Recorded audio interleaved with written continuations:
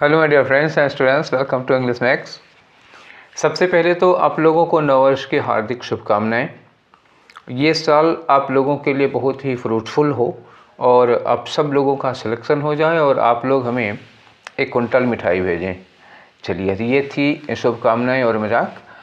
तो आज हम लोग शुरू करने जा रहे हैं स्टेनोग्राफर का प्रीवियस पेपर।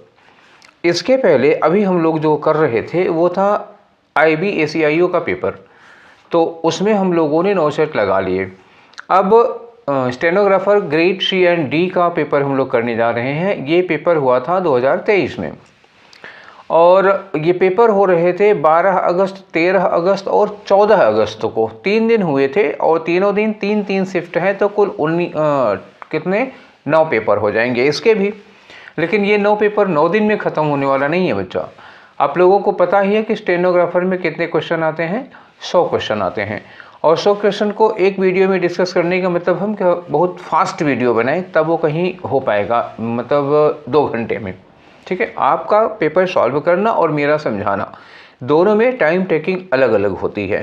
ठीक है, तो ये पेपर हुआ था 12 अगस्त को शिफ्ट 1 में। ठीक है, और जो हमारा प्लान है, तो इस तरह से डिस्कशन कौन सा होगा, ये आज डिस्कशन फर्स्ट होगा। अब बात कर लेते हैं प्लान की। तो जो हमारा प्लान है इसको लेकर वो ये है कि जो पेपर होता है स्टेनोग्राफर के इंग्लिश का, वो देखा जाए तो 2 पार्ट में होता है। एक में ग्रामर और वोकैब होगी। तो क्वेश्चन नंबर 1 से लेकर क्वेश्चन नंबर 65 तक में क्या आपको देखने को मिलेगा, पूरी तरह से ग्रामर और वोकैब। अच्छा, ग्रामर अलग वोकैब अलग नहीं होती है, वो एक में मिक्स रहता है। ठीक है, 65 क्वेश्चन तक ग्रामर और वोकैब मिक्स रहेगी। Synonym, antonym, indirect, active, passive, error, failure, फिर एक वन वर्ड सब्स्टिट्यूशन, ऐसे इसी में भरा रहता है। ठीक, और 66 से लेकर के 100 तक जो क्वेश्चन होते हैं वो केवल पैसेज के होते हैं। उसमें 4 आपको क्लोज टेस्ट मिल जाएंगे और 3 आपको क्या मिल जाएंगे, पैसेज मिल जाएंगे। 3 पैसेज में 15 क्वेश्चन हो गए, 4 क्लोज टेस्ट में 20 क्वेश्चन हो गए, तो ये 35 क्वेश्चन होंगे। तो मैंने सोचा है कि मैं पैसेज वाले जो क्वेश्चन हैं 35 क्वेश्चन उसको बाद में कराऊंगा, अलग से कराऊंगा। मतलब इसका जो पार्ट 2 होगा, ये कौन सा है इसमें, ये अभी हम लोग करने जा रहे हैं ना, पार्ट 1 है डिस्कशन का। कल करेंगे पार्ट 2 का, तो उसमें 35 क्वेश्चन ये वाले कर लेंगे। क्लियर है ना अभी तक कितनी बात। अच्छा, एक बात और, अगर ये 65 क्वेश्चन एक वीडियो में बहुत लंबा हो जाता है, सपोज कि हम 1 घंटे तो लग ही जाने हैं, 65 क्वेश्चन 65 मिनट तो कम से कम लगेगा। अगर हम इतने देर में कर लेते हैं तो ठीक है, और अगर ज़्यादा समय लगता है तो, और आप लोग अगर कहते हैं, जैसे मेरे हिसाब से नहीं, आप लोग अपनी राय दीजिएगा। और अगर आप लोगों को लगता है कि ये 65 क्वेश्चन हम 2 पार्ट में बनाएं, मतलब एक में 30 कर दें, एक में 35 कर दें, इस तरह से अगर आप चाहते हैं तो आप आज ही अपनी राय मुझे ज़रूर दीजिएगा कमेंट बॉक्स में लिख करके कि सर ये 65 क्वेश्चन को 2 पार्ट में कर दीजिए। मतलब पूरे 100 क्वेश्चन को हम 3 पार्ट में कर सकते हैं, ठीक है, और नहीं तो 2 पार्ट में बनाएंगे। ये देखना है कि आज इसमें कितना टाइम लगता है। ठीक, ये तो हो गई बात मेरे डिस्कशन के प्लानिंग की। अब एक चीज़ और आप लोगों को बता दें, आपकी जानकारी के लिए वो बहुत ज़रूरी है। इस बार वाले में जो 2023 वाला हम डिस्कशन करा रहे हैं, इसमें हमने स्टेनोग्राफर का प्लान नहीं डिस्कस किया। एक्चुअली हुआ क्या था कि पिछले साल जब हम 2022 वाला डिस्कस करा रहे थे तो उसमें हमने प्लान डिस्कस किया है और प्लान में कोई चेंज हुआ नहीं है। मतलब स्टेनोग्राफर का पेपर कैसे होता है, कितने स्टेजेस में होता है, अंग्रेजी में कितने क्वेश्चन पूछे जाते हैं, किस टॉपिक से कितने क्वेश्चन पूछे जाते हैं, पूरी की पूरी एक एनालिसिस हमने कर रखी है। 2022 वाली 2023 वाली में कोई फ़र्क नहीं है। तो आप वो 2022 की जो मैंने स्टेनोग्राफर के इंग्लिश के पेपर का या पूरे पेपर का प्लान जो हमने डिस्कस किया था, आप लोगों में से जो लोग आज पहली बार हमारे साथ जुड़े हों, जो इस साल पहली बार स्टेनोग्राफर देने जा रहे हों, वो इसके पहले उस वीडियो को ज़रूर देख लें, या इसको देख लेने के बाद उसको देख लेना, कोई दिक्कत नहीं है, पर उसको देख जरूर लेना। और उसका लिंक में डिस्क्रिप्शन बॉक्स में ऊपर ही एक हेडिंग पड़ी होगी रिलेटेड वीडियोज़, तो रिलेटेड वीडियोज़ में सबसे ऊपर मैं उसी को रख दे रहा हूँ। ठीक है, और इस वीडियो के लास्ट में भी मैं उसका लिंक दे दूँगा।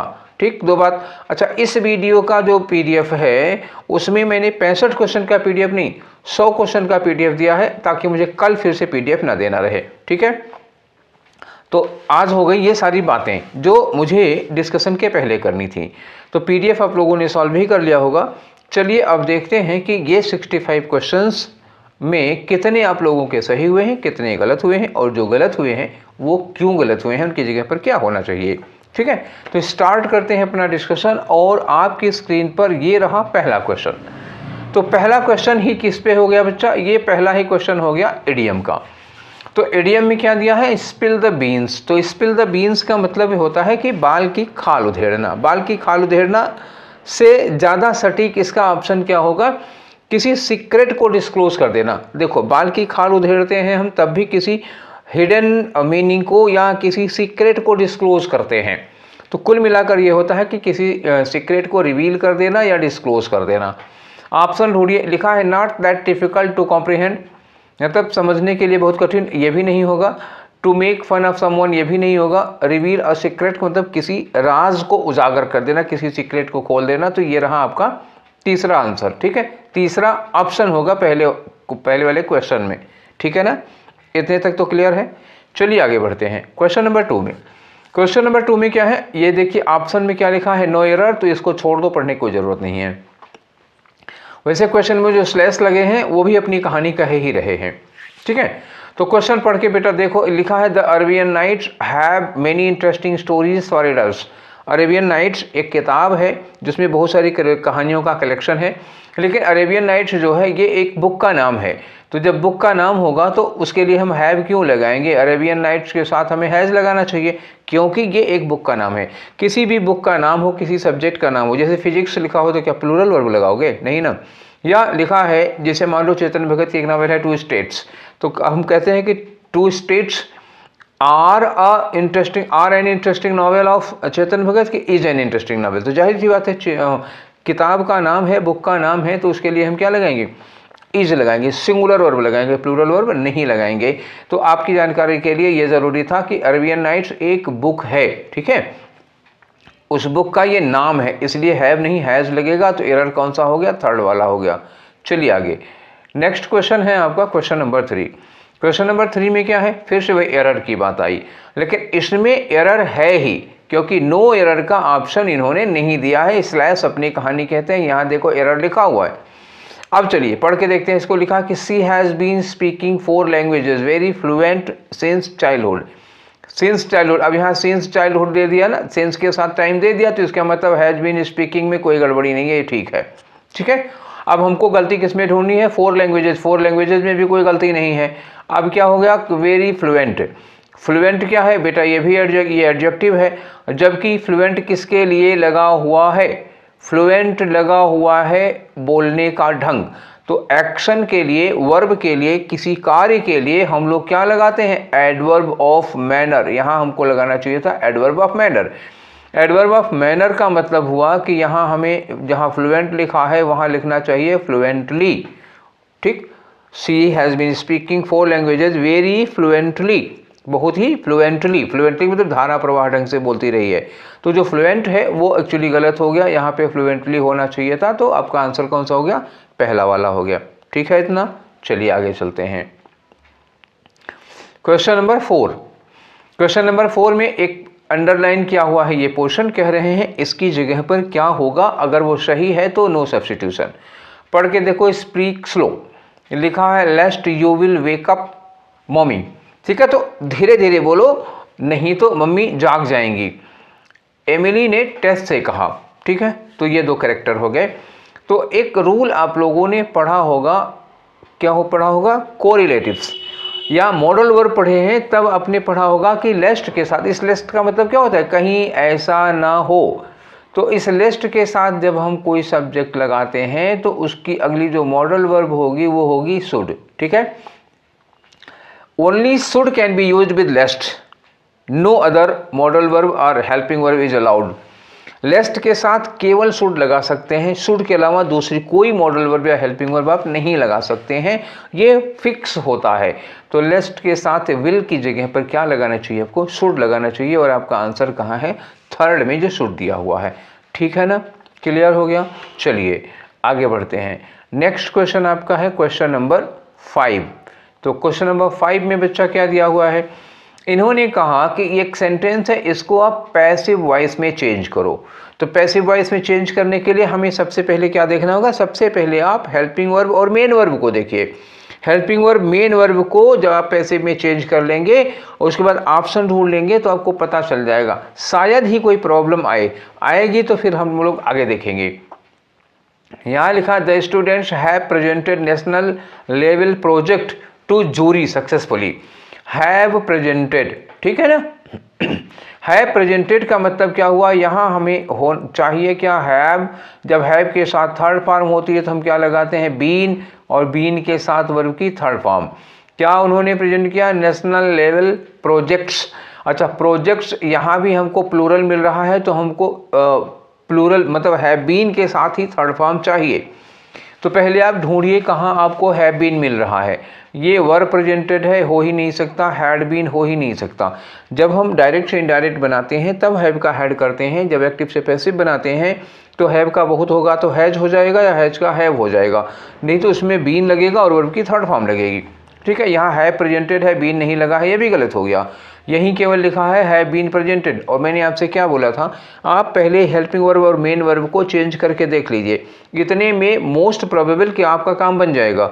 अगर दो ऑप्शन मिल जाते हैं जिसमें helping verb main verb correct लगी हुई है तो हम थोड़ा आगे पीछे भी देखेंगे। वैसे इसमें हमारा काम केवल इतने से हो गया, हैव बीन प्रेजेंटेड ढूंढ के, तो ये चौथा वाला आपका आंसर होगा। ठीक है ना, इतने में। चलिए आगे चलते हैं, आगे आते हैं आपके क्वेश्चन नंबर 6 पर। तो क्वेश्चन नंबर 6 में देखो, यहाँ लिखा है नो सब्स्टिट्यूशन। ठीक है, यहाँ लिखा है नो सब्स्टिट्यूशन। इसका मतलब जो अंडरलाइन किया हुआ है उसको आपको इम्प्रूव करना है अगर ज़रूरत हो तो। पढ़ के देखिए, लिखा है सुटेबल टू, क्या लिखा है, suitable to the instructions from the higher officers the government land was allotted to the poor. अब लिखा है इन्होंने कि instructions from the higher officers, जो ऊंचे मतलब हायर ऑफिसर्स हैं, जो उच्च अधिकारी हैं, उनके इंस्ट्रक्शंस के डैश जो गवर्नमेंट लैंड है वो गरीबों में बांट दी गई। तो हायर ऑफिसर्स के इंस्ट्रक्शंस के अनुसार, उनके इंस्ट्रक्शंस के अकॉर्डिंग, यहाँ सुटेबल टू ठीक नहीं है, क्या लगाना चाहिए, डिस्पाइट ऑफ मतलब के बावजूद, ये गलत हो जाएगा। ठीक है, और पहली बात डिस्पाइट के बाद ऑफ लगता नहीं है, एज ऑफ भी नहीं लगेगा। अब क्या लगेगा, in accordance with, according to लगता या इन अकॉर्डेंस विद, मतलब उच्च अधिकारियों के इंस्ट्रक्शंस के अनुसार के अकॉर्डिंग।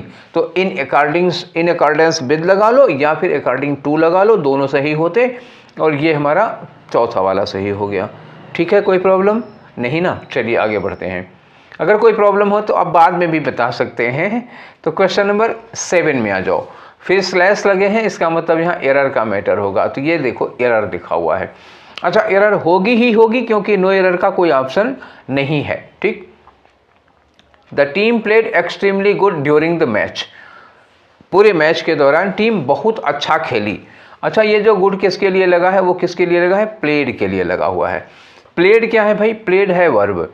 तो एक्शन के लिए, किसी कार्य के लिए हम एडजेक्टिव यूज करते हैं कि एडवर्ब यूज करते हैं, तो जाहिर सी बात है एक्शन के लिए हम क्या यूज करते हैं, एडवर्ब। अच्छा, एक वर्ड है अच्छा, अच्छा मतलब बहुत अच्छा, बढ़िया सा। तो अच्छा अगर एडजेक्टिव होगा तो क्या होगा, गुड। जैसे स्टोरी है, मूवी है, अच्छी स्टोरी है, अच्छी कहानी है, तो क्या कहते हैं, गुड स्टोरी। और किसी ने कार्य बहुत अच्छा किया है तो क्या कहते हैं, उसको कहते हैं वेल।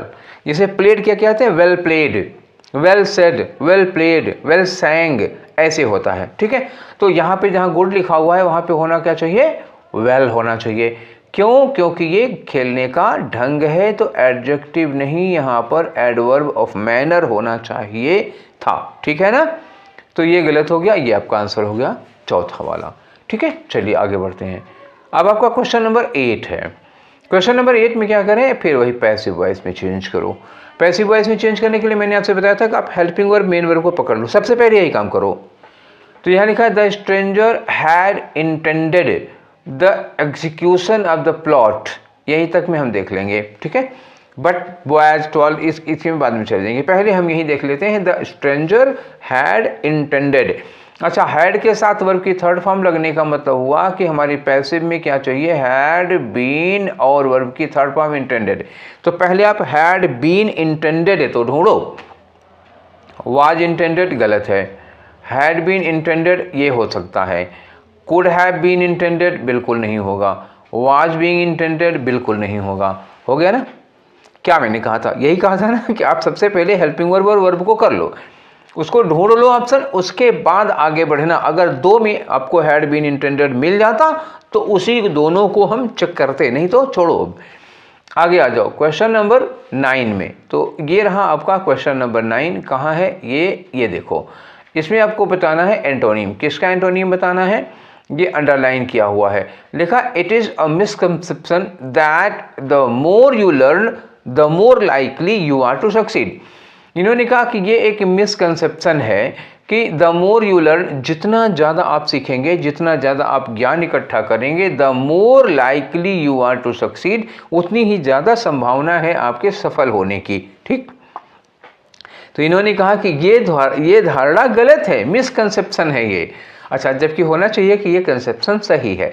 मिसकंसेप्शन का आपको क्या बताना है, एंटोनिम बताना है। कंसेप्शन, कंसेप्ट होता है धारणा, विचारधारा होती है, और जैसे मिसकंसेप्शन मतलब ये गलत बात जैसा हो गया, ठीक है ना, ये मतलब पक्का नहीं है, ये श्योर नहीं है, ठीक है। अब आ जाओ ऑप्शन देखते हैं। इल्यूजन, इल्यूजन का मतलब क्या होता है, भ्रम, ये आप लोग जानते होंगे।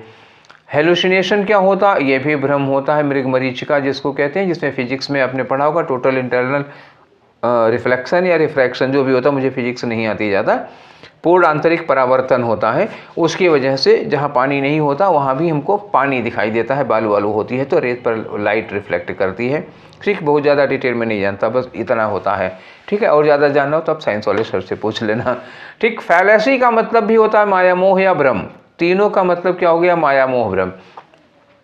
अच्छा, जब तीनों का मीनिंग सेम होगा तो इसका मतलब इनमें से कोई ऑप्शन नहीं होगा, क्योंकि ए ऑप्शन होगा तो बी कहेगा हम क्यों नहीं हो सकते, पी होगा तो सी कहेगा हम क्यों नहीं हो सकते, तो इसका मतलब तीन के तीनों नहीं होंगे सेम मीनिंग वाले। तब आपका क्या होगा, सर्टेनिटी का मतलब क्या होता है, सर्टेनिटी मतलब एकदम पक्का, श्योर, निश्चितता, और ये क्या है, मिसकंसेप्शन कहा। अच्छा, इसके सर्टेनिटी का आंसर होने का दो कारण है, एक तो इन तीनों की मीनिंग सेम है इसलिए ये होगा, ठीक है। दूसरा ये क्या होता, ये एक गलत धारणा होती है, मतलब कह सकते हो कि कमज़ोर है, और सर्टेनिटी मतलब क्या हो, एकदम पक्का, ये बात श्योर है, ठीक। तो ये हो गया आंसर। अब आगे बढ़ लेते हैं, आते हैं आपके क्वेश्चन नंबर 10 में। क्वेश्चन नंबर 10 में देखो फिर से अंडरलाइन किया हुआ है कुछ, और इम्प्रूव करना ही करना है। तो कह रहे हैं कि a few boys were kept up, कुछ बच्चों को, कुछ लड़कों को कीप अप रखा गया, बिकॉज ऑफ डिसोबीडियंस, क्यों, क्योंकि उन्होंने अनुशासन तोड़ा था। डिसोबीडियंस मतलब वो अनुशासनहीन थे, अनुशासनहीनता के लिए उनको कीप अप किया गया। तो कीप अप नहीं किया जाता, तब क्या होता है, कीप बैक किया जाएगा।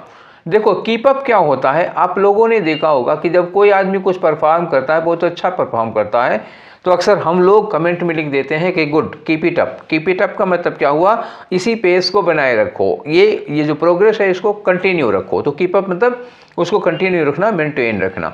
तो ये तो यहाँ पे लगाना नहीं है। बच्चों को डिसोबीडियंस के नाते, अनुशासनहीनता के नाते रोका गया है, और रोकने का मतलब क्या होता है, उनको मतलब विथहोल्ड करना, मतलब उनको कीप बैक करना, तो रोका जाना ये होता है, ठीक है ना। और कीप इन का मतलब क्या होता है, जैसे कहते हैं ना बहुत ठंड है तो घर के अंदर ही रहो, तो इसको कहते हैं घर के अंदर ही रहने को कीप इन कहा जाता है। मतलब कीप इन हाउस, घर के अंदर रहो, लू चल रही है, ठंड लग रही है इसलिए। और कीप ऑन का मतलब होता है ना, कीप ऑन का मतलब क्या हुआ, कंटिन्यू। कीप ऑन का मतलब क्या हुआ, जिसे हम कहें कि ही केप्ट ऑन टॉकिंग, वो बातें करता रहा करता रहा करता रहा, लगातार करता रहा। कीप ऑफ का मतलब होता है किसी चीज़ से दूर रखने के लिए कहा जाता है, तो ये हो गया। रोकने के लिए कीप बैक लगेगा। चलिए, तो थर्ड वाला हो गया आपका आंसर। चलिए आगे बढ़ते हैं, आपका क्वेश्चन नंबर 11 देखते हैं क्या है इसमें। तो 11 में बच्चा फिर अंडरलाइन किया हुआ है। अब एक फ्रेज है उसको अंडरलाइन किया गया है, और कह रहे हैं कि उसकी जगह पर सही क्या होगा, वो करना ही है चेंज, क्योंकि कोई ऑप्शन नो सब्स्टिट्यूशन का है ही नहीं। दे वंडर्ड अबाउट इन सीप की स्किन मतलब भेड़ की खाल पहने हुए, या फिर क्या होता है गोट स्किन। इन दोज डेज, उन दिनों वो लोग मतलब भेड़ की खाल पहन के या गोट की खाल पहन के वंडर अबाउट का मतलब क्या होता है? अब देखो दो वंडर होते हैं, एक होता है WONDER और ठीक होता है, एक होता है WANDER। तो जो WON वाला है ये तो या तो चौंकने के लिए लगाओगे या तो फिर सोचने के लिए लगाओगे, और WANDER होता है जो वो इधर उधर घूमने टहलने के लिए कहते हैं, जिसे मतलब घुमंतू टाइप के वंडरिंग कर रहे हैं, इधर उधर घूम रहे हैं, आवारागर्दी कर रहे हैं। ठीक है, तो एक बात तो समझ में आ गई कि हमें WON वाला नहीं चाहिए यहाँ पर, तो WON वाला नहीं होगा, दो ये कट गए। अब वंडर अबाउट, अब देखना है कि हमें इसमें प्रेजेंट में रखना है कि पास्ट में रखना है। ठीक है, अच्छा अबाउट भी लगाना, वंडर अबाउट मतलब इधर उधर घुमक्कड़ी करना, तो ये वंडर के बाद केवल इन लगा हुआ तो ये भी नहीं होगा। अब बचा आपके पास दो ऑप्शन, वंडर ये प्रेजेंट में है, ये पास्ट में है। अच्छा लिखा है इन दोज डेज मतलब उन दिनों, मतलब पास्ट में चला गया, तो ये प्रेजेंट भी कट गया। अब आपके पास एक ऑप्शन बचा है पहला वाला। ठीक है ना, क्लियर? चलिए आगे चलते हैं। क्वेश्चन नंबर 12 है। क्वेश्चन नंबर 12 में देखो इनडायरेक्ट में, डायरेक्ट या इनडायरेक्ट इन्होंने कहा, तो ये क्वेश्चन डायरेक्ट में दिया हुआ है, इसका मतलब इनडायरेक्ट में चेंज करना। इतना ज़्यादा परेशान, इन्वर्टेड कॉमा देख लो, समझ लो इनडायरेक्ट बनाना है। मोहन सेड टू हरी, ठीक, तो इन्होंने कहा कि I will study for the exam, तो मोहन सेड टू हरी। अब यहाँ आई कौन है? आई है मोहन, मतलब क्या हुआ ही, और चूंकि सेट पास्ट में है तो विल का हो जाना है वुड। यही दो चीज़ें चेंज होनी है, और यहाँ पे क्या लगाना है? दैट लगाना है। ठीक है, देख लेते हैं। तो पहले विल देखो, एक में विल ही लगा हुआ है, काट दो, इसमें विल ही लगा हुआ है, काट दो, मतलब एक शॉर्टकट तरीका होता है, दो हो गया आपका। अब इन दोनों में वुड लगा, ये लगा है वुड, ये लगा, यहाँ लगा वुड। अब यहाँ देख लो सजेस्टेड है, तो ये सजेस्टेड नहीं है। मोहन ने हरीश से कहा कि आई विल स्टडी, मैं स्टडी करूंगा। तो जब स्पीकर अपने लिए बोल रहा है तो सजेशन तो हो नहीं सके। अगर स्पीकर लिसनर के लिए बोल रहा होता तो सजेशन होता, तो ये सजेशन है ही नहीं है, ये भी गया। अब आपके पास एक ऑप्शन है, मैंने देखा नहीं, पूरा पढ़ा नहीं, गलतियां ढूंढ के काट दी, आपका काम हो गया। पढ़ के देख सकते हो कि Mohan told Hari that he would study for the exam, एकदम से करेक्ट है, आगे बढ़ लो। क्वेश्चन नंबर 13 आपका, ठीक। 13 में फिर से इडियम है, under the weather. Under the weather होने का मतलब होता है कि थोड़ी तबीयत नासाज है, मतलब नॉट फीलिंग नॉट वेल, थोड़ा अनवेल फील कर रहे हैं, कुछ तबीयत मतलब नज़ला जुकाम, थोड़ा तबीयत ठीक नहीं है, कुछ बीमार हैं, बहुत सीरियस नहीं है, थोड़ा सा बीमार है, तो ये माइनर सिकनेस मतलब छोटी मोटी बीमारी हो जाती है। तो ये आपका चौथा वाला ऑप्शन हो गया। ठीक है, आगे आ जाते हैं आपके क्वेश्चन नंबर 14 में। तो 14 क्या है? 14 रहा, ये आपको यहाँ भी सब्स्टिट्यूट करना है। अंडरलाइन किया हुआ me and Samriddhi live here, मैं और समृद्धि यहाँ रहते हैं। तो अब देखो ये लिव क्या है बेटा? लिव है वर्ब, तो मी एंड समृद्धि दोनों क्या हो जाएंगे? दोनों हो जाएंगे सब्जेक्ट, और सब्जेक्ट के रूप में हम मी नहीं लगाते, आई लगाते हैं। एक गलती तो ये हो गई। दूसरी बात ये है कि मी क्या हो गया? आई एंड समृद्धि अगर हम ये कर देते हैं तो आई क्या होता है? फर्स्ट पर्सन, और समृद्धि क्या होता है? Third person. ठीक है, जबकि एंड से जुड़े हुए दो प्रोनाउन या नाउन होते हैं तो उनका क्रम क्या होता है? सबसे पहले सेकेंड पर्सन होगा, फिर थर्ड पर्सन होगा, और उसके बाद फिर क्या होगा? फर्स्ट पर्सन होगा। ठीक है, सेकेंड पर्सन यहाँ है नहीं, तो ऑर्डर क्या होना चाहिए? थर्ड पर्सन और फर्स्ट पर्सन का होना चाहिए। तो नाउन थर्ड पर्सन होगा, समृद्धि पहले होगा एंड आई बाद में होगा। अब आप अपना ऑप्शन इसी में से चुन लीजिए जो आपको मन कर रहा हो। मन क्या कर रहा है? जो सही होगा। समृद्धि एंड मी, भैया मैंने कहा था मी नहीं होगा, पहली बात। दूसरी बात है कि आई पहले नहीं हो सकता, आई बाद में होना चाहिए, समृद्धि एंड आई होना चाहिए, ये भी गया। तो ये समृद्धि एंड आई लिखा है और यहाँ विद लिखा है। अगर विद लिख दोगे तब तो मी हो जाएगा ना, क्योंकि प्रीपोजिशन के बाद ऑब्जेक्टिव आता है। तो ये भी गलत हो गया, विद के साथ मी लिखना, विद के साथ आई लिखना, विद के साथ मी होना चाहिए। तो आपके पास एक ही ऑप्शन बचा है, दूसरा वाला लगा लीजिए। ठीक है, आगे बढ़ें। चलिए नेक्स्ट क्वेश्चन है आपका क्वेश्चन नंबर 15। तो 15 में क्या है जी? फिर अंडरलाइन मिला, तो इस अंडरलाइन पार्ट को क्या करना है? आपको इम्प्रूव करना है। चलिए, तो my brother is resembling my mother, मेरा भाई मेरी माँ से मिलता जुलता है, मतलब शक्ल उनसे मिलती जुलती, उन पर गया है। ठीक, तो आपकी जानकारी के लिए बता दूं कि रिजेंबल जो है वो नॉन कंटिन्यूअस वर्ब है। जैसे लुक है, अपीयर है, ठीक है, पोजेसन वाली होती है, हैव है, ओन है, पजेस है, ठीक, ये सब नॉन कंटिन्यूअस वर्ब होती हैं, ये कंटिन्यूअस में नहीं हो सकती हैं। इनके बारे में ज़्यादा जानना हो तो जो हमारा टेंस पर वीडियो बना हुआ है उसमें देख लीजिएगा, हेडिंग पड़ी हुई है नॉन कंटिन्यूअस वर्ब, यही वाली देख लीजिएगा। उसमें एक ही लेक्चर में पूरा बता दिया हूँ कि कौन कौन सी वर्ब है जो कंटिन्यूअस में नहीं होती हैं, ठीक है। तो नॉन कंटिन्यूअस वर्ब है, ये प्रेजेंट इंडेफिनिट में होती है। तो यहाँ क्या होगा, माई ब्रदर रिजेंबल्स, ये होगा माई ब्रदर रिजेंबल्स। देखो ये भी कंटिन्यूअस में, ये भी कंटिन्यूअस, मैंने कहा था ना ये नॉन कंटिन्यूअस है।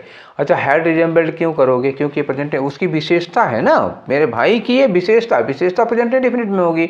तो हैड का मतलब ये खत्म हो चुका विशेषता, तो ये हो नहीं सकता। अब क्या होगा, यही चौथा वाला रिजेंबल्स होगा, ठीक है। आगे बढ़ते हैं, आपके क्वेश्चन नंबर 16 में आते हैं। तो क्वेश्चन नंबर 16 में क्या दिया है, अब ये सब्स्टिट्यूट करना है। यहाँ भी ये इतना अंडरलाइन किया है, हैड फाल। देखो अब हैड के साथ फाल फर्स्ट फॉर्म तो होगी ही नहीं किसी कीमत पर।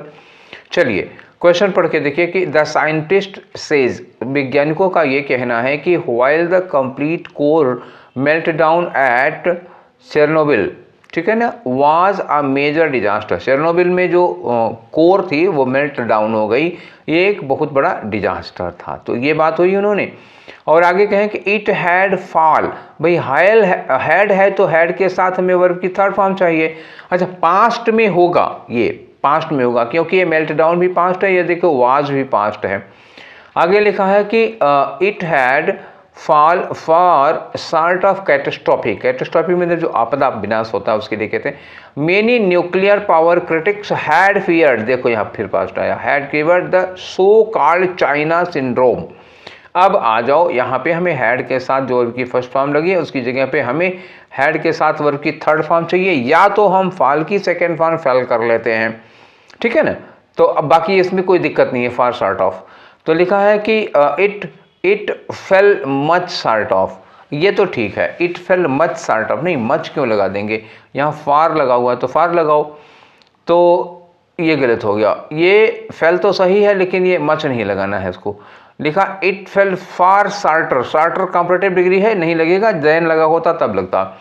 It fell far away of the cat, नहीं फार अवे नहीं होगा, क्या होगा, it fell far short of the catastrophe, ठीक है, ये होगा चौथा वाला होगा, ठीक है। चलिए आगे बढ़ते हैं, आपके क्वेश्चन नंबर 17 में पहुंचते हैं। और देखिए यहाँ फिर से अंडरलाइन किया हुआ है, इसको सब्स्टिट्यूट करना है आपको, ढूंढिए।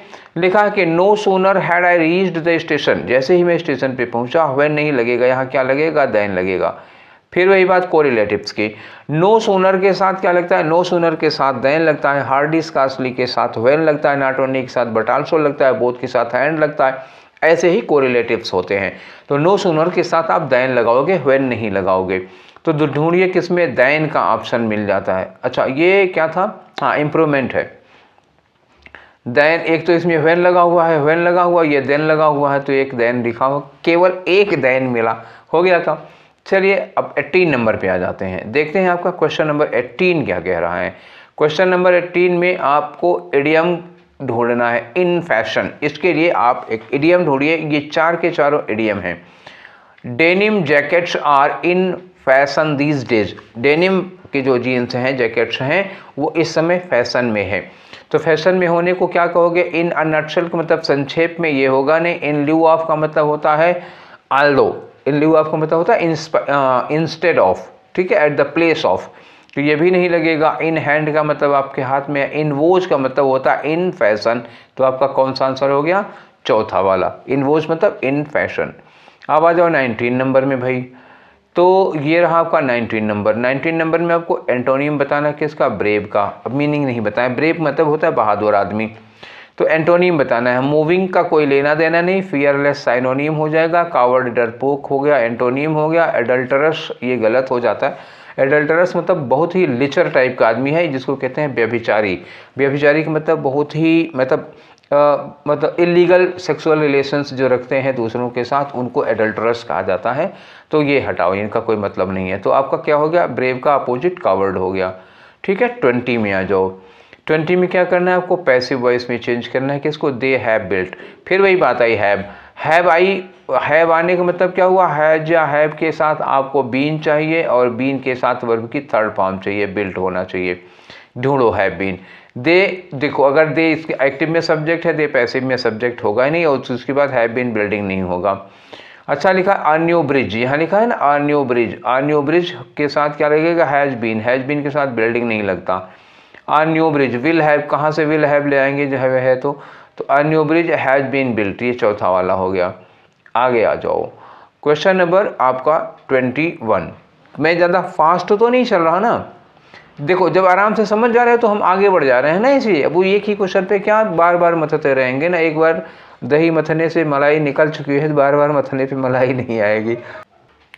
देखिए इसमें लिखा है unless you do not answer my question, बेटा तो अनलेस के साथ नॉट नहीं लगता। कितनी चीज़ें हैं, अनलेस है, अनटिल है, लेस्ट है, डिनाई है, रिफ्यूज है, फॉरबिड है, इन सब के साथ नॉट नहीं लगाया जाता। किसी दिन में सारे के सारे एक दिन बता दूंगा। तो अनलेस के साथ नॉट नहीं लगाएंगे तो देखो यहाँ भी नॉट लगा है, यहाँ भी नॉट लगा है, यहाँ भी नॉट लगा है, बस एक, तीनों तो ऐसे ही कैंसिल हो गए। अब एक ऑप्शन आप लेंगे कि नहीं लेंगे, जब आपका स्टेटमेंट गलत है, तीन ऑप्शन गलत हैं तो चौथा तो होगा ही होगा ना।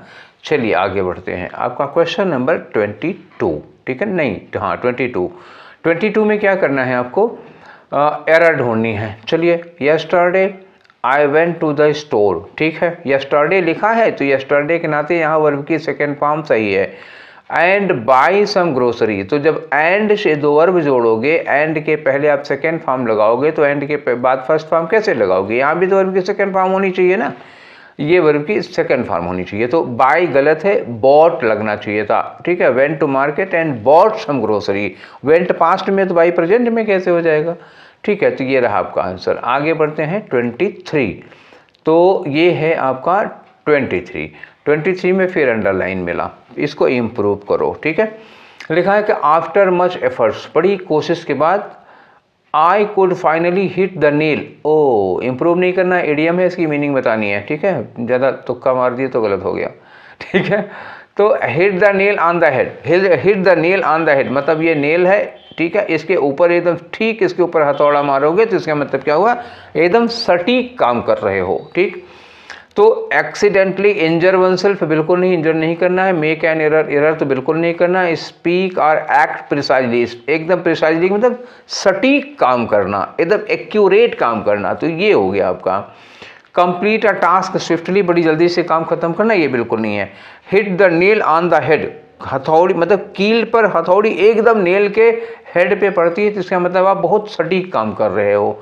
चलिए ये इडियम बहुत इंपॉर्टेंट है, बहुत बार पूछा गया है एसएससी में, ठीक है। आगे आते हैं क्वेश्चन नंबर 24 में क्या है आपका, साइनोनिम बताना है। किसका बताना है, एक्सप्लिसिट। एक्सप्लिसिट का मतलब क्या होता है, एकदम से स्पष्ट, क्लियर, ठीक है ना। तो क्लियर के लिए क्या लगाओगे आप, ऑब्वियस। तो एक्सप्लिसिट है, क्लियर है, ऑब्वियस है, अपारेंट है, ये सब होते हैं उसके साइनोनिम, ठीक। ड्रूपी क्या होगा, ड्रूपी का मतलब क्या होगा, कोई चीज़ जो लटकती हुई होती है, ठीक है, मान लो यहाँ से कोई चीज़ लटक रही हो तो ये ड्रूपी हो जाएगा। ऑप्रेस का मतलब क्या होता है, एक्सप्लॉइट करना, किसी के ऊपर जुल्म करना, अत्याचार करना, एक्सप्लॉइट हो गया। हार्नेस का मतलब होता है ना, जैसे घोड़ा है, घोड़े को जब आप रथ में जोतते हो या तांगे में, बग्घी में उसको फिट करते हो तो उसको कहते हैं हार्नेस करना। किसी भी एनिमल, कोई भी एनिमल हो, यहाँ तक कि सोल्जर्स के लिए भी यूज किया जाता है। जब कोई सैनिक लड़ने के लिए अपना सारा हथियार लेकर के तैयार होता है तो उसको कहते हैं हार्नेस हो गया है, ठीक है। वैसे जानवरों के लिए यूज होता था, अब हम ह्यूमन सेंस में भी यूज होने लगा है, क्लियर। चलिए आंसर आपका मिल गया कौन सा, ऑब्वियस। आगे बढ़ते हैं क्वेश्चन नंबर 25 में। तो क्वेश्चन नंबर 25 में देखो, ये ग्रामेटिकली करेक्ट सेंटेंस बताओ, इसमें कौन सा सेंटेंस है। अब देखो एरर का इनका स्टैंडर्ड, चलिए कोई बात नहीं, ढूंढ लेते हैं हम लोग। Error one of the most होना चाहिए, पहला गलत हो गया। इन्होंने कहा one of the most serious issues with youngsters is addiction to social media, social media के प्रति एडिक्शन, तो यहाँ पे क्या होगा, इज एन एडिक्शन, एन लगना चाहिए था, ये भी गलत हो गया। तो one of the most serious issues with youngsters is an addiction to social media, यहाँ तक ठीक है। इशू विच नीड्स, यहाँ इशू नहीं, यहाँ भी लगेगा an issue which needs attention, एक ऐसा इशू, एक ऐसा मुद्दा जिसमें ध्यान दिए जाने की ज़रूरत है, तो ये भी गलत हो गया। आप चौथा वाला लगा लो, ठीक है, देख लीजिए यहाँ पे one of the most serious issues with youngsters is an addiction दिया है to social media, an issue which needs attention. तो चौथा वाला हुआ ना करेक्ट। ठीक है, चलिए आगे बढ़ते हैं। Question number 26। तो 26 में क्या है, आपको एंटोनियम बताना है किसका, वर्चू का।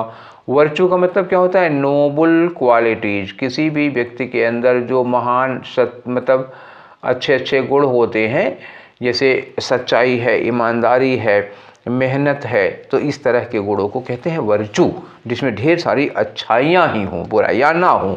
और इसी का अपोजिट क्या होता है, वाइस है। वाइस का मतलब क्या होता है, बुराई, दुर्गुण होते हैं, जब एक नहीं कई होते हैं। तो एंटोनिम तो आपका मिल गया वाइस। स्टाउट का मतलब क्या होता है, स्ट्रांग, बहुत ही मजबूत होता है। ठीक है, थोड़ा मजबूत कद का। ठीक है, ज़्यादातर बॉडी के लिए यूज किया जाता है, ह्यूमन बॉडी के लिए। स्टाउट बॉडी मतलब क्या हुआ, थोड़ी मस्कुलर और ताकत वाकत बढ़िया होनी चाहिए, पहलवान जैसी। प्रिसाइज का मतलब अभी थोड़ी देर पहले आया था। प्रिसाइज का मतलब होता है एकदम एक्यूरेट, थोड़ा संक्षिप्त और एकदम सटीक प्रिसाइज होता है। एक्वायर का मतलब क्या होता है, ग्रहण करना। आप अपने वातावरण से जो कुछ भी सीखते हो वो क्या होता है, एक्वायर करता। छोटा बच्चा अपने वातावरण से बोलना सीख लेता है और तमाम अच्छी बुरी हरकतें सीख लेता है, तो एक्वायर करता है।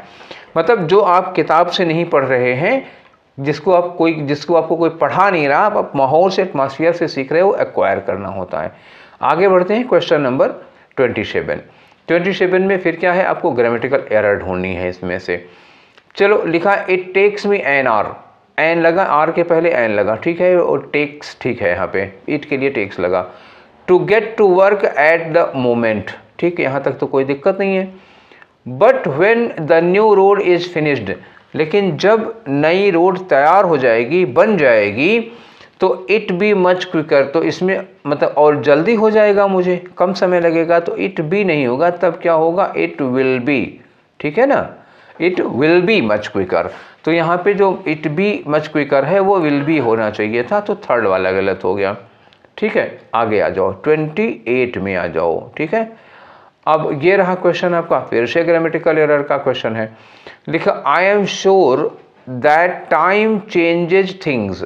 ठीक, यह दो टुकड़े ले लो।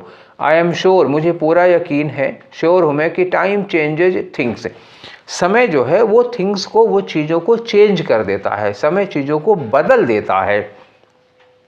But it did not change, पर इसने नहीं चेंज किया, इसने नहीं बदला एनीथिंग, कुछ भी। जैसे इन्होंने कहा कि unlike my perception of you. अच्छा, फॉर एग्जाम्पल, आपके बारे में जो मेरी धारणा थी वो नहीं बदली। ठीक ठीक ठीक, एक बार इसको फिर से समझिए आप। इन्होंने कहा कि समय हर चीज़ को बदल देती है, ये तो यूनिवर्सल ट्रूथ है। ठीक है, ये यूनिवर्सल ट्रूथ है, तो ये प्रेजेंट इंडेफिनिट में रहेगा, ये चेंजेस ठीक है। अब इन्होंने एक स्पेसिफिक केस में इसका यूज किया, मेरा आपके प्रति मेरा जो कंसेप्शन है उसके लिए इन्होंने, अब स्पेसिफिक केस में यूज करेंगे तब तो पास्ट इंडेफिनिट हो सकता है। किंतु it did not change anything, परंतु समय कुछ नहीं बदल पाया। क्या नहीं बदल पाया, अब इन्होंने दिया लाइक, मतलब ये हो गया आपका example, my perception of you, आपके बारे में जो मेरा परसेप्शन था। तो ये जो लाइक लिखा, अनलाइक लिखा है ना, ये अनलाइक नहीं, यहाँ क्या होगा, लाइक होना चाहिए था। जैसे कि आपके बारे में मेरी धारणा, तो अनलाइक गलत है यहाँ पे।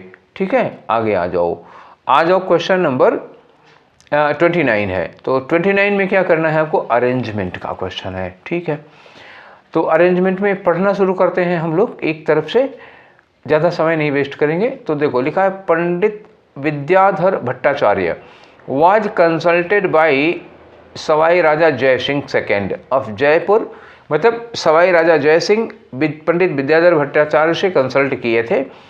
When creating these enormous instrument, जब वो इन इनॉर्मस इंस्ट्रूमेंट, इन बड़े बड़े इंस्ट्रूमेंट्स को बनवा रहे थे, तब उनसे उन्होंने संपर्क किया। तो दीज इनॉर्मस इंस्ट्रूमेंट्स हमको ढूंढना है, उन इंस्ट्रूमेंट्स की बात जिसमें होगी उसके बाद ये हमको लगाना पड़ेगा। ठीक, बी में है द वर्ड जंतर मंतर, जो शब्द है जंतर मंतर, विच इज संस्कृत, जो कि संस्कृत में सिग्निफाइज, वो सिग्निफाई करता है कि instruments and formulas have been corrupted.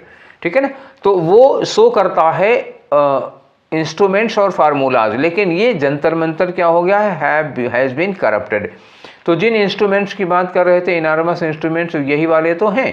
तो मतलब हम बी के बाद अगर ए लगाना चाहें तो बड़े आराम से लगा सकते हैं, और बी के बाद ए फिट हो रहा है।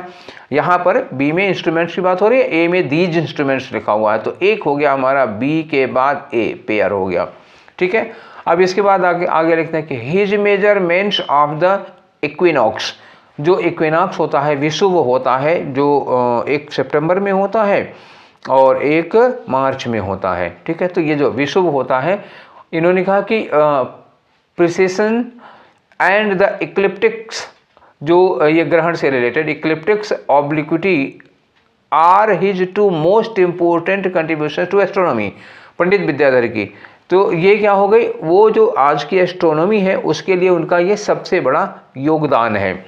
आगे लिखा है कि सम्राट यात्रा, राम यात्रा, जयप्रकाश, ये है ना, वर हिज ओरिजिनल क्रिएशंस, ये उनकी ओरिजिनल क्रिएशन थी। किसकी? पंडित विद्याधर भट्टाचार्य की। ठीक है, तो अब इसमें क्या करोगे आप, सबसे पहले तो वही लग गया, बी के बाद ए ही लगा। ठीक है ना, बी के बाद ए, उसके बाद आप क्या करेंगे, उसके बाद आ रहा है हमको कि ये उनके कुछ ओरिजिनल क्रिएशंस हो गए। तो कुछ ओरिजिनल क्रिएशंस के बाद ये लास्ट में इन्होंने ये कह दिया कि ये चीज़ उनकी क्या है, एस्ट्रोनॉमी में सबसे बड़ी देन है। तो हम डी पहले करें, फिर क्या कर दें, अरे सॉरी, डी के बाद सी, डी के बाद सी। फिलहाल बी और ए, बी के बाद ए लगाना है हमको। पहले आप बी ए का कंसेप्ट देखिए, तो यहाँ पे बी ए है नहीं, यहाँ पे बी ए है, यहाँ पे बी ए है लेकिन बाद में है। अच्छा, इसमें सी डी पहले दिया हुआ है, जबकि सी पहले नहीं होगा, पहले डी होगा फिर सी होगा, तो ये तो नहीं हो पाएगा। बी के बाद ए है तो, लेकिन डी के बाद सी आना चाहिए, और यहाँ डी के बाद ए कर दिया है, ये भी नहीं हो पाएगा। फिर आप, आपके पास यही एक ऑप्शन बच रहा है, आप कौन सा वाला ले लीजिए, ये दूसरा वाला हो गया। ठीक है, आइए क्वेश्चन नंबर 30 में। तो क्वेश्चन नंबर 30 में क्या है, फिर से रीअरेंजमेंट का क्वेश्चन है। कोई बात नहीं, होने दीजिए, जितने भी क्वेश्चन आएंगे हमको क्या दिक्कत है। तो अरेंज करिए इनको। क्या लिखा है कि following the demise of the Indus valley civilization, जो सिंधु घाटी सभ्यता है उसके पतन के बाद the Aryans migrated to India, Arya जो है इंडिया आए थे। फिर इन्होंने कहा कि there is proof that Aryans possessed scientific outlook. ये तो सीधा हो गया, ए के बाद बी, सीधे सीधे लग रहा है। सिंधु घाटी सभ्यता के बाद आर्य आए थे, और इस बात का सबूत है कि उनके पास साइंटिफिक आउटलुक था। फिर लिखा इन्होंने कि दे held that the universe was regulated. अब ये साइंस, वही तो साइंटिफिक आउटलुक के बाद यही तो बात आ गई जो जिस आउटलुक की बात कर रहे हैं, कि ये जो यूनिवर्स है 5 तत्वों से बना हुआ है, और वो 5 तत्व यहाँ लिखा है ना 5 कंपोनेंट्स, और 5 कंपोनेंट्स नीचे इन्होंने गिना दिए। पृथ्वी है, आप मतलब क्या हुआ, पानी है, तेजस मतलब हीट है, वायु मतलब एयर हो गया, और आकाश मतलब स्काई हो गया। दीज फैक्टर्स हो, तो ए बी सी डी सीधे सीधे लगाओ ना, पहला वाला ये ए बी सी डी लगा लिया, सीधे सीधे क्रम में तो आया है। आई थिंक इसमें आप लोगों को कोई दिक्कत हुई ही नहीं होगी, तो ठीक ठीक से कर लिया होगा। क्लियर है, चलें आगे। चलिए फिर आगे बढ़ते हैं हम लोग। तो ये क्वेश्चन हो गया आपका 30। अब आ जाते हैं 31 में। तो 31 में क्या है, देखो क्वेश्चन नंबर 31 है, आपको एंटोनियम बताना है किसका, ह्यूमिलिटी का। और ह्यूमिलिटी का मतलब क्या होता है, विनम्रता। क्या होती है, विनम्रता, पोलाइटनेस। ये लिखा आपका विनम्रता, विनम्रता अरे यार गड़बड़ हो गया, चलो अच्छा, विनम्र, ये स्टाइलस भी तेजी से चल जाता है तो दिक्कत करता है। ये हो गया विनम्रता, हाँ ठीक है, ह्यूमिलिटी हो गई विनम्रता। इसका एंटोनिम आपको इसमें से ढूंढना है। तो इसमें हम क्या ढूंढे, ये देखो 4 लिखे हुए हैं, वही तो उसमें से ढूंढना पड़ेगा। यहाँ से ले लो, हम्बल का मतलब हो गया विनम्रता, साइनोनिम हो गया। इंडोमिटेबल मतलब जिस पे आप हावी ना हो पाएंगे, तो ये साइनोनिम एंटोनिम कुछ नहीं। निगेट का मतलब क्या होता है, मना करना, इनकार करना। एरोगेंस का मतलब क्या होता है, अहंकार, घमंड हो गया। तो ये विनम्रता का अपोजिट हो गया, घमंड, एरोगेंस ले लिया हमने। क्लियर है ना, कोई जल्दी तो नहीं है, ठीक है। चलिए आगे बढ़ते हैं। तो अब आते हैं आपके क्वेश्चन नंबर 32 में। तो 32 क्या है, फिर से अरेंजमेंट का क्वेश्चन है। चलो, इसमें स्टार्टिंग और एंड दिया हुआ है, ठीक है, स्टार्टिंग और एंड दिया हुआ है, तो ठीक है पढ़ के देखते हैं। ओबेसिटी मतलब मोटापा। Obesity is a condition where the body accumulates excess fat. Obesity, मोटापा एक ऐसी कंडीशन है जब बॉडी एक्सेस फैट को एक्यूमुलेट कर लेती है। Leading to a considerable increase in the body weight, और इसका नतीजा होता है कि बॉडी वेट में काफ़ी ज़्यादा वृद्धि हो जाती है, काफ़ी ज़्यादा बॉडी का वेट बढ़ जाता है। आगे लिखो कि this means adverse health effects on the people of a country. इसका मतलब ये हुआ कि हमारे देश के लोगों पर इसका एडवर्स इफेक्ट पड़ेगा। सच एज ये इफेक्ट है, सच एज, अब ये एग्जाम्पल दे रहे हैं, किसका एग्जाम्पल है ये इफेक्ट का?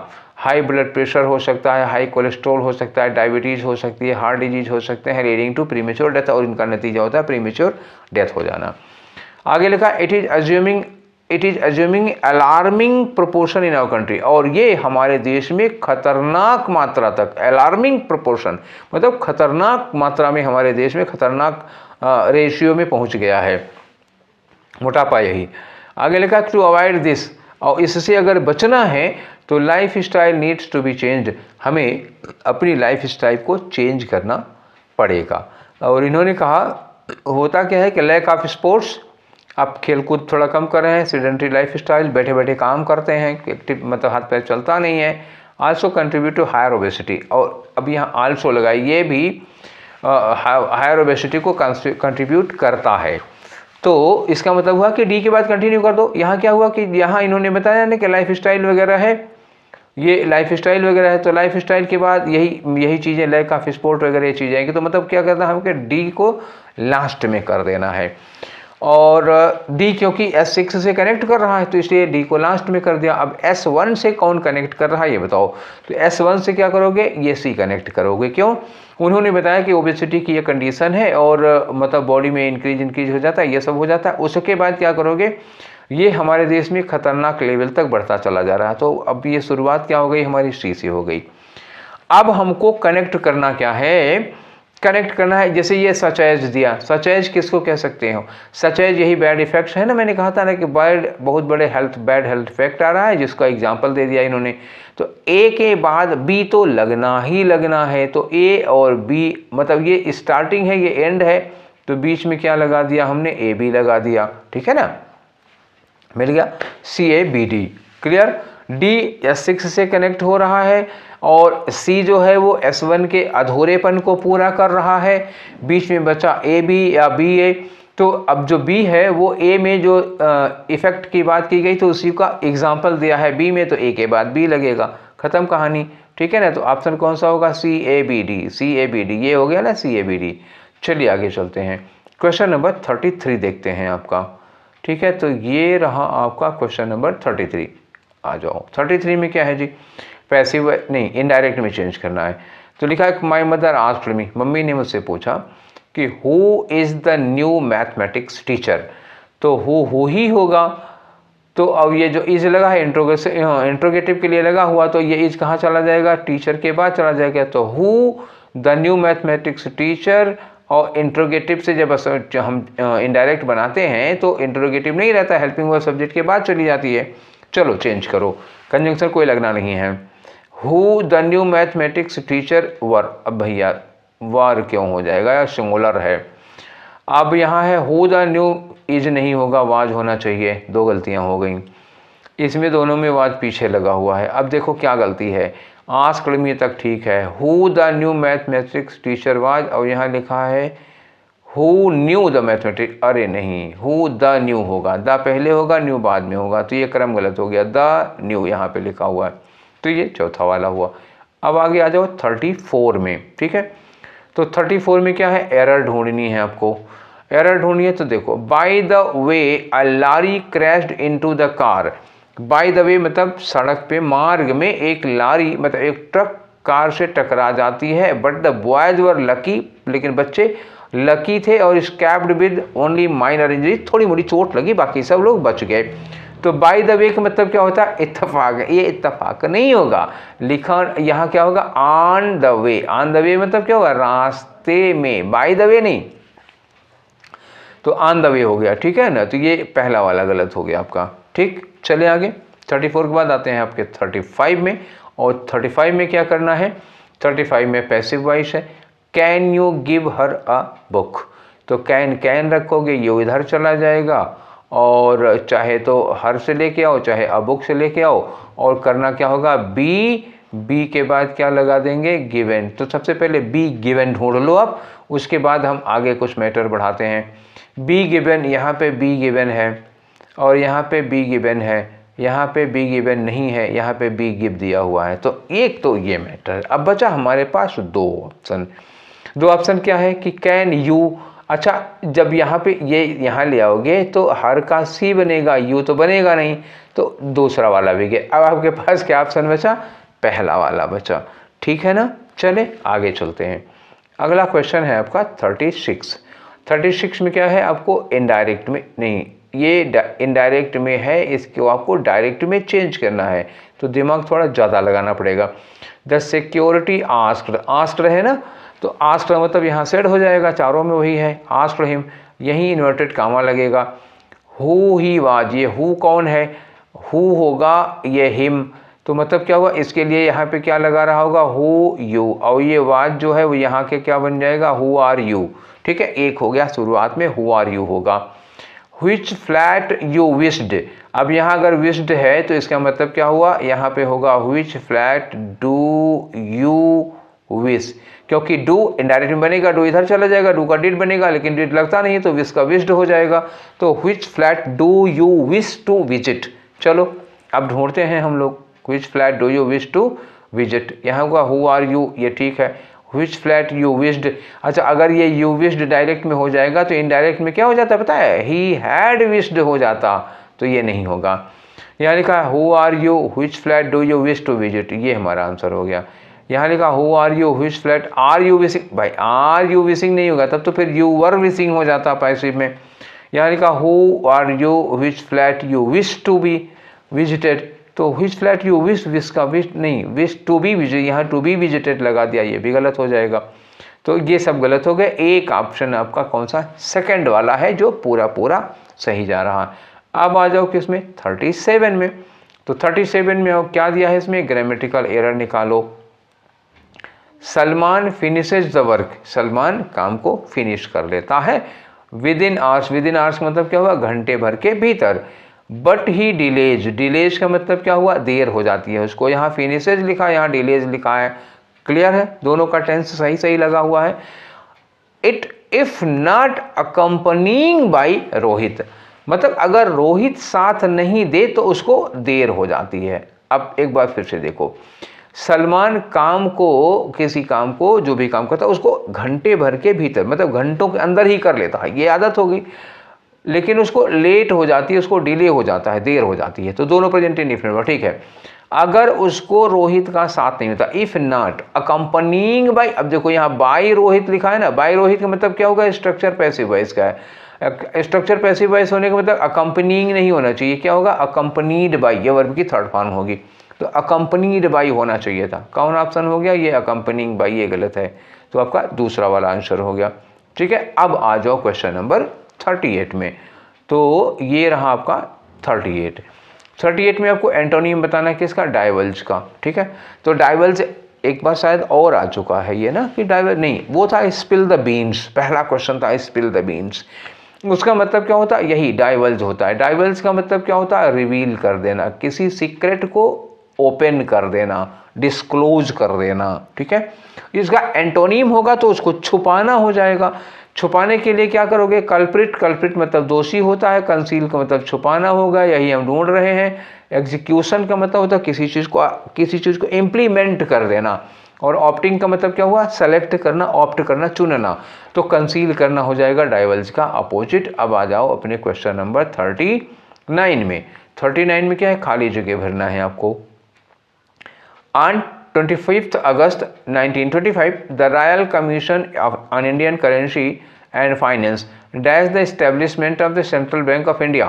तो 25 अगस्त 1925 को royal commission Indian currency and finance ने इंडिया में RBI, मतलब इंडिया में सेंट्रल बैंक ऑफ इंडिया को इस्टेब्लिश करने का क्या किया था, को स्टैब्लिश करने के लिए सेंसर किया था। सेंसर का मतलब होता है प्रतिबंध लगाना, मतलब काट छांट करना होता है ना, तो ये कंट्रोल करता है, रोक लगाता है, यही होगा। डिफाइंड।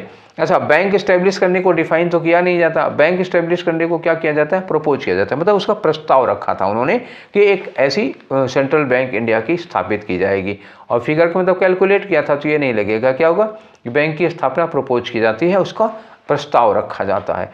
नेक्स्ट आ जाओ क्वेश्चन नंबर 40 में। तो 40 में क्या करना है आपको, पैसिव वॉइस में। पैसिव वॉइस क्या लिखा है, she promised me a treat. Promised क्या है, वर्ब की सेकेंड फॉर्म हो गई, इसका मतलब हमें क्या चाहिए, वाज या वर के साथ वर्ब की थर्ड फॉर्म चाहिए। वाज वर पहले ढूंढो, यहाँ वाज गिवन है, यहाँ वाज प्रॉमिस्ड है, यहाँ हैव बीन है, यहाँ हैव बीन है, ये दोनों गलत हो गया, दो है। तो यहाँ लिखा है she promised me a treat है, तो सी प्रॉमिस्ड मी अ ट्रीट। अब यहाँ क्या होगा, प्रॉमिस ऑफ अ ट्रीट, तो वाज गिवन ये क्यों हो जाएगा, कहाँ से गिवन इवन कहाँ से ले आ जाओगे, सीधे सीधे क्या होगा, अ ट्रीट वाज प्रॉमिस्ड, ठीक है ना, जब उसमें एक्टिव में है ही नहीं तो कहाँ से ले आओगे गिवन। तो ये 40 का कौन सा हो गया, सेकंड वाला हो गया, तो a treat was promised to me. ठीक, आगे आ जाते हैं, अब आते हैं आपके क्वेश्चन नंबर 41 पे। क्वेश्चन नंबर 41 में क्या है, देखो अंडरलाइन किया है, इंप्रूवमेंट करना ही करना है क्योंकि नो सब्स्टिट्यूशन का कोई ऑप्शन है नहीं। तो फिजिकल एक्टिविटी हैज़ बीन, ठीक है, आगे लिखा है प्रोजेक्टेड टू बी हेल्पफुल। जो फिजिकल एक्टिविटी है, मतलब थोड़ा हाथ पैर चलाना, कसरत वसरत करना, इसको प्रोजेक्ट किया गया है। हैज बीन के साथ थर्ड फॉर्म लगाओगे पैसिव वॉइस, ठीक है। यहाँ लिखा है by the experts. By the experts कहने का मतलब ये सेंटेंस पैसिव वॉइस में होगा, तो हैज बीन प्रोजेक्टेड, ठीक है, प्रोजेक्टेड में कोई गड़बड़ी नहीं है। To be helpful, to be helpful में भी हमको कोई गड़बड़ नहीं है, लिखा है ऑन अवॉइडिंग ऑफ डिप्रेशन। ओहो हो, हेल्पफुल इन अवॉइडिंग क्या होगा, helpful in avoiding of depression, तो यहाँ होगा हेल्पफुल इन अवॉइडिंग, अवॉइडेंस कर लो, ठीक है। तो आंसर कौन सा होगा भैया इसमें, तो projected to be helpful in avoidance, तो ये इन लगाना चाहिए था, पहला वाला होगा, क्योंकि यहाँ फार लगा, अबाउट लगा, ऑफ लगा, कोई नहीं होगा, पहला वाला ऑप्शन हो गया।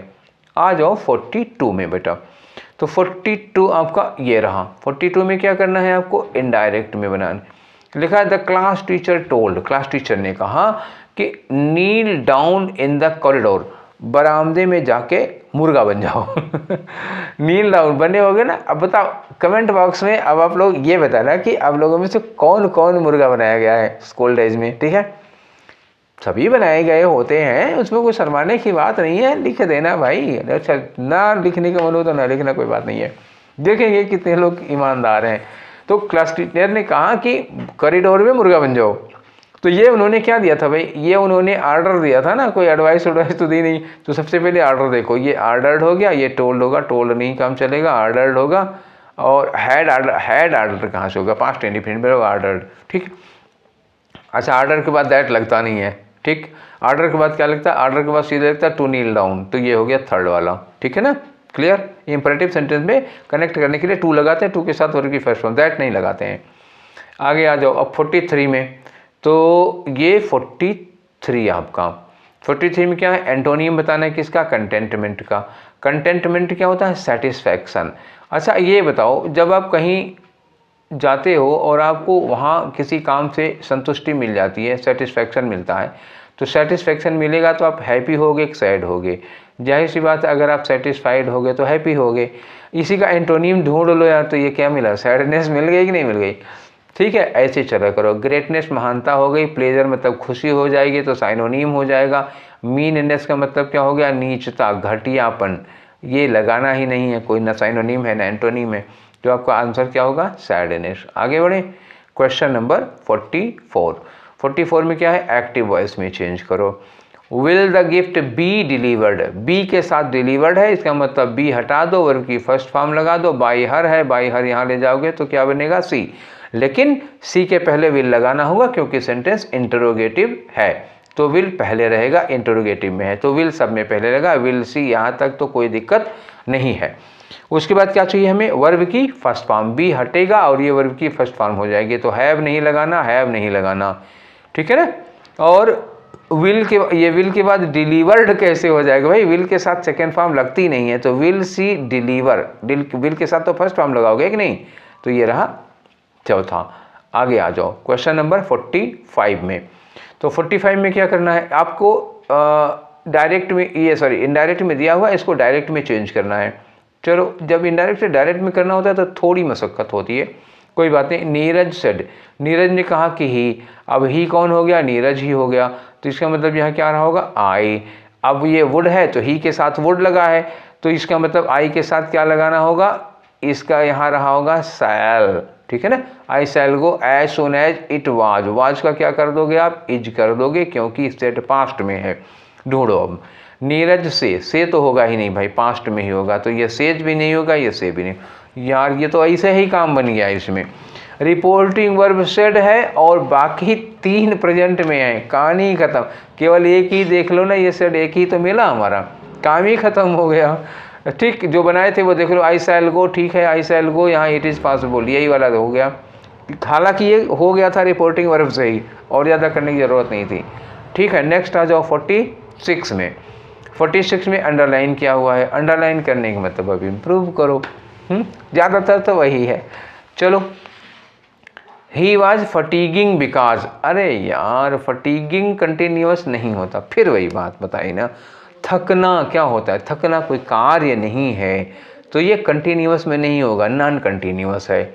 अच्छा, दूसरी बात, ये पैसिव में होगा, वो खुद थोड़े ना थक रहा था, उसको मतलब वो कोई काम कर रहा था, इसकी वजह से थक गया था, तो वाज के साथ यहाँ पास्ट पार्टिसिपल फटीग्ड होना चाहिए था, ही वाज फटीग्ड, ठीक है ना, तो ये आंसर होगा। तो ये आंसर हुआ ही वाज फटीग्ड बिकॉज, कारण ये हो गया, ही वाज फटीगलेस। अब आगे लिखा है कि वो लगातार, मतलब ही स्पेंट 7 ब्रेकलेस आवर्स, 7 घंटा बिना ब्रेक लिए कंप्यूटर पे काम करेगा, तो थक गया था, तो ही वाज फटीग्ड होगा, है कि नहीं। ये फटीगलेस तो हो ही नहीं सकता ना, fatigue, he was fatigueness, was के साथ एडजेक्टिव यूज करोगे, फटीगनेस नाउन हो जाएगा, हैज बीन कहाँ लगाओगे, पास्ट में कहानी चल रही है, हैज बीन हो ही नहीं सकता, तो ये एक ऑप्शन आया, ही वाज फटीग्ड बिकॉज, चौथा वाला ऑप्शन होगा। अब आ जाओ आप अपने क्वेश्चन नंबर 47 में। तो 47 में एरर है, ठीक है, ये देखो, और स्लैश लग रहे हैं, इनकी भी अपनी कहानी होती ही है, बार बार बताया हूँ।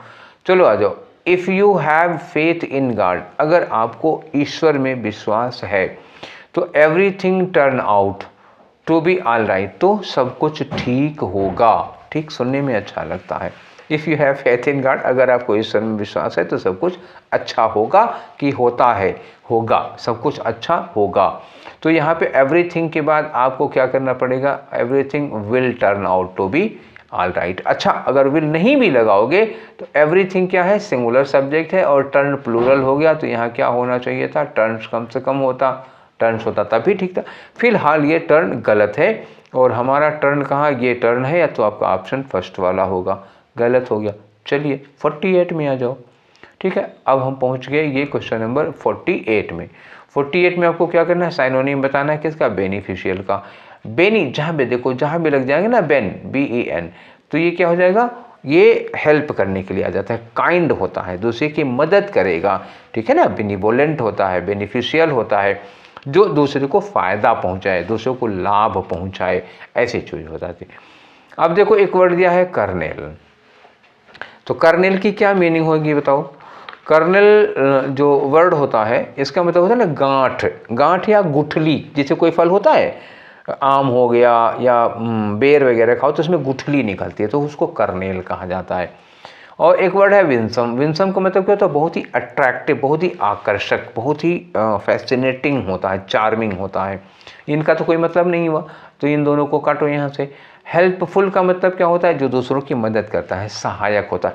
आपने यही बोला था ना, बेनिफिशियल, दयालु होता है, दूसरों की मदद करता है, उदार होता है, तो हेल्पफुल हो सकता है। तो साइनोनिम क्या होगा आपका, हेल्पफुल। स्ट्रेंगल का मतलब जानते हैं क्या होता है, स्ट्रेंगल का तो गला घोंटना, किसी का गला दबा के मार डालना, तो ये तो यहाँ पे बिल्कुल नहीं लगेगा, एंटोनिम हो सकता है इसका।